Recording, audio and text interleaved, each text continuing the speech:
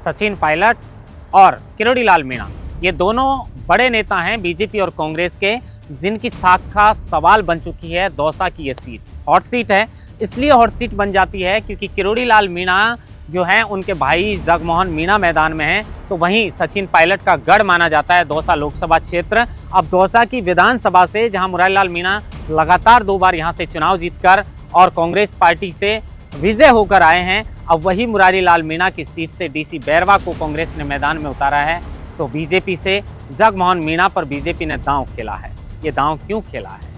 क्योंकि कहीं ऐसा तो नहीं है कि विगत 10 वर्षों से बीजेपी सीट को नहीं निकाल पा रही, तो बाबा को खुश करने के लिए, और दूसरी बात, अगर जीत होती है तो बीजेपी की और हार होती है तो हार का ठीकरा किरोड़ी मीणा के ऊपर फोड़ा जाएगा। ऐसी लोग चर्चा कर रहे हैं। लोग इसलिए भी चर्चा कर रहे हैं और साख का सवाल इसलिए इस सीट पर हम बात कर रहे हैं क्योंकि लोकसभा चुनाव के अंदर किरोड़ी लाल मीणा और सचिन पायलट की साख इस सीट पर दांव पे थी, लेकिन सचिन पायलट जीत गए, किरोड़ी मीणा हार गए। और हारने की बात हम इसलिए कर रहे हैं क्योंकि इसी सीट को लेकर किरोड़ी लाल मीणा ने कहा था कि अगर मैं दौसा की सीट हार जाता हूं तो मंत्री पद से इस्तीफा दे दूंगा। मंत्री पद से इस्तीफा दिया। पार्टी के अंदर का मामला है कि वो इस्तीफा आज तक मंजूर नहीं हुआ।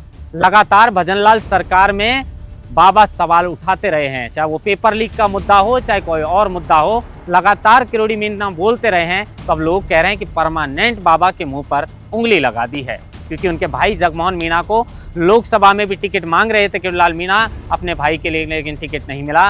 लेकिन इस बार विधानसभा उपचुनाव में किरोड़ी लाल मीणा के भाई जगमोहन मीणा को पार्टी ने मैदान में उतार दिया है। तो अपने भाई के लिए गोलमा को साथ लेकर किरोड़ी लाल मीणा मैदान में खुद उतरे हुए हैं और अपने भाई के लिए और पार्टी की साख के सवाल के लिए दिन रात मेहनत कर रहे हैं। तो वहीं दूसरी तरफ मुरारी लाल मीणा और सचिन पायलट की साख का सवाल है, क्योंकि दौसा की ये सीट पायलट परिवार का गढ़ माना जाता है, पायलट की कर्म भूमि रही है दौसा की सीट। ऐसे में ये दोनों दिग्गज नेताओं की साख का सवाल है।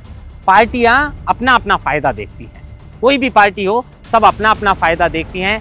जीत अगर होती है तो पार्टी उसका सेहरा खुद के सर पर सजाती है, और अगर हार होती है तो ठीकरा कैंडिडेट पर फोड़ा जाता है। लेकिन इस सीट पर जगमोहन मीणा को मैदान में उतारने के बाद इतना तो है कि जो पहले लग रहा था कि कांग्रेस कहीं ना कहीं मजबूत स्थिति में है, कांग्रेस को हराना बीजेपी के लिए बहुत मुश्किल होगा, अब जगमोहन मीणा को मैदान में उतारने के बाद इस सीट का जो मुकाबला है वो काफ़ी रोचक मुकाबला हो चुका है।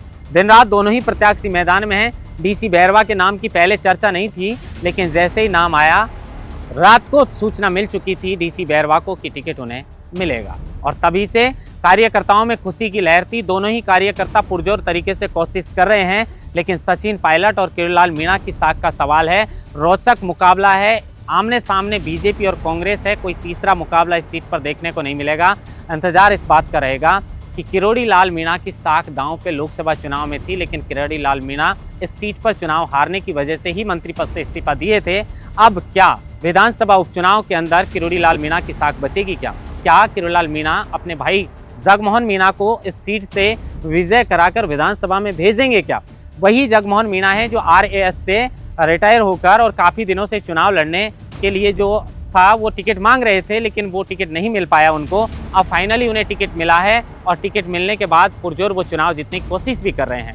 इंतजार इस बात का रहेगा कि क्या किरोड़ी मीणा इस बार अपनी साख बचा सकते हैं, या फिर लोकसभा चुनाव की तरह फिर किरोड़ी को हार का मुंह देखना पड़ेगा। लेकिन इस सीट का रोचक मुकाबला देखकर इस सीट पर पूरे राजस्थान की जो 7 सीटें हैं, सबकी नज़र दौसा पर टिकी हुई है। महेंद्र बासुटा, लोकमत हिंदी, जयपुर।